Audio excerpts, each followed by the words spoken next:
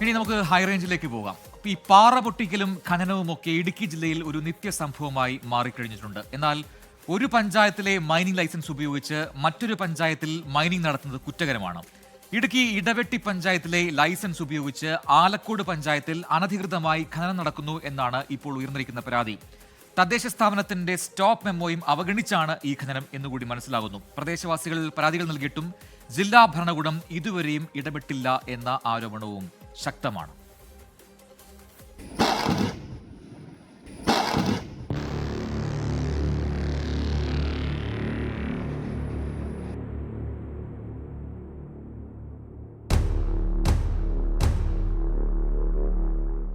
ഇടുക്കി ഇടവെട്ടി പഞ്ചായത്തിന്റെ മൈനിങ് ലൈസൻസിലാണ് മാർത്തമ ഗ്രാനൈറ്റ്സിന്റെ പ്രവർത്തനം. കാലങ്ങളായി പാറ പൊട്ടിച്ച് പ്രവർത്തിക്കുന്ന സ്ഥാപനം അതിരുകൾ കടന്ന അപ്പുറത്തെ പഞ്ചായത്തിലെത്തി എന്നാണ് പരാതി. പാറ പൊട്ടിക്കുമ്പോൾ ഉണ്ടാകുന്ന പ്രശ്നം ചില്ലറയല്ല. പ്രദേശത്തെ വീടുകളെല്ലാം ഏകദേശം തകർന്ന നിലയിലാണ്. വലിയ വലിയ വാഹനങ്ങൾ ഓടി കുടിവെള്ള പൈപ്പും പൊട്ടിത്തുടങ്ങി. ഘോരമായ ശബ്ദം പലർക്കും പ്രശ്നങ്ങളുണ്ടാക്കുന്നുണ്ട്. പിന്നാലെ ശ്വാസം മുട്ടും മറ്റു രോഗങ്ങളും. ഗതികെട്ടാണ് ആലക്കോട് പഞ്ചായത്തിൽ പരാതി എത്തിക്കുന്നത്.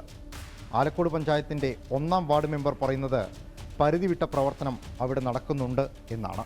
ഞാൻ താമസിച്ചിരുന്ന പ്രദേശമാണ് അതേ കാണുന്നതും. 2 പാറയുടെയും കൂടെ ഇടയ്ക്ക് വരുന്ന സ്ഥലത്താണ് എൻ്റെ വീടിരുന്നത്. ആലക്കോട് ഗ്രാമപഞ്ചായത്തിൻ്റെ 47-ാം നമ്പർ വീടാണ്. ഇപ്പോഴും അസസ്മെൻറ്റിൽ ആ നമ്പർ തന്നെയുണ്ട്. ഇവിടെ ഇത്രയും ഭാഗത്ത് ഒരു 50ഓളം വീടുകളുണ്ടായിരുന്നു. ബാക്കി വീടുകളെല്ലാം വിറ്റുപോയി. ഇപ്പോൾ ഒരു 8 വീടുണ്ട്. ഈ പാറമട ഇങ്ങനെ പ്രവർത്തിക്കുന്നതുകൊണ്ട് ഈ വീടുകൾക്ക് ഭീഷണിയാണ്. ഇവരുടെ വീടുകളെല്ലാം മിണ്ടിരിക്കുന്നു. ഓട് താന്നു പോയി. മഴ പെയ്യുമ്പോൾ വെള്ളം മുഴുവനും അവരുടെ വീടിനകത്താണ്. അപ്പം ഇവർക്ക് നീതി കിട്ടണം എന്നുള്ളതാണ് എൻ്റെ ആവശ്യം. ആലക്കോട് ഇടവെട്ടി പഞ്ചായത്തുകളുടെ സംയുക്ത പരിശോധനയിൽ അതിർത്തി കടന്നാണ് നിലവിലെ പ്രവർത്തനമെന്ന് ബോധ്യപ്പെട്ടു.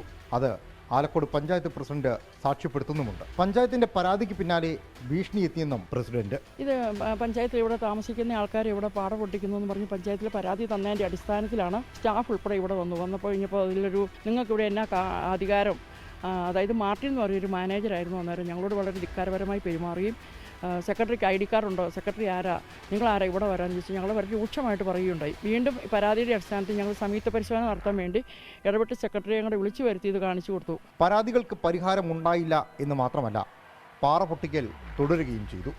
പിന്നാലെ ബുദ്ധിമുട്ടിലായത് നാട്ടുകാരാണ്. വീടുകൾ തകർന്നു, കുടിവെള്ളം മുട്ടി, രോഗപീഠകൾ വേറെയും. അവിടെ ഭിത്തിയൊക്കെ പൊട്ടി, ഷീറ്റൊക്കെ ഊർന്ന്, ഓടൊക്കെ ഊർന്ന് ഭയങ്കര ഒരവസ്ഥയിലായിരിക്കണത്. പിന്നെ മഴവെള്ള സംഭരണി ഉണ്ടായിരുന്നു, അതിന് പൊട്ടൽ വന്നു.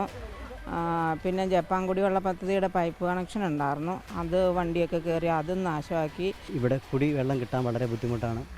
ഈ ടിപ്പർ ഓടി ഈ സൈഡിൽ കൂടെയുള്ള വീട്ടിലേക്ക് എടുക്കുന്ന കണക്ഷൻ ഈ വണ്ടി പോകുന്നത് മൂലം റോഡ് ഇടിഞ്ഞ് താന്നിട്ട് ആ കണക്ഷൻ വിട്ട് കിടക്കുകയാണ്. അപ്പോൾ അങ്ങനെയുള്ള സാഹചര്യത്തിൽ ഞങ്ങൾക്കിവിടെ ജീവിക്കാൻ വളരെ ബുദ്ധിമുട്ടാണ്.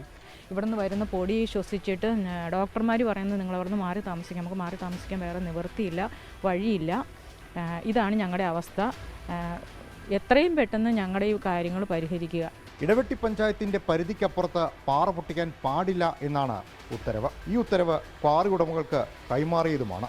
ആലക്കോട് പഞ്ചായത്തിന്റെ സ്റ്റോപ്പ് മെമ്മോയും നിലനിൽക്കുന്നുണ്ട്. പഞ്ചായത്തിനും കളക്ടർക്കും സർക്കാരിനും മറ്റധികാരികൾക്ക് മുന്നിലും പരാതികൾ എത്തിയിട്ടുമുണ്ട്.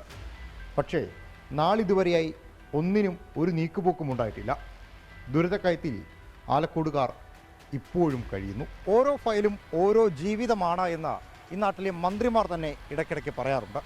പക്ഷേ ഇങ്ങനെ ജീവന്റെ വിലയുള്ള പരാതികൾ ആ ഫയലിൽ തന്നെ കിടന്ന് ആരാരും പരിഹരിക്കപ്പെടാതെ മരിച്ചു പോവുകയാണ് എന്നുള്ളതാണ് മറ്റൊരു സത്യം. ലാൽകൃഷ്ണൻ, 24, തൊടുപുഴ. പൊതുജനം കഴുതയല്ല സാർ,